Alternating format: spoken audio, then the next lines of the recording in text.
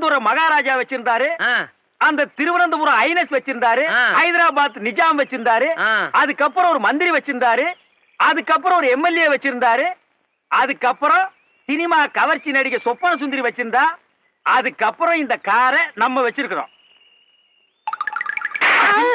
யார பார்த்து இந்த கேள்வி கேட்கிற? ஏன் அடிச்சீங்க? ஏன் அடிச்சனா? அவன் என்ன கேள்வி கேட்டான்? ஏண்டா என்ன பார்த்து ஏன்டா இந்த கேள்வி கேட்டா? சொல்றா.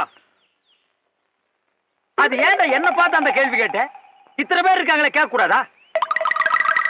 சொல்றா.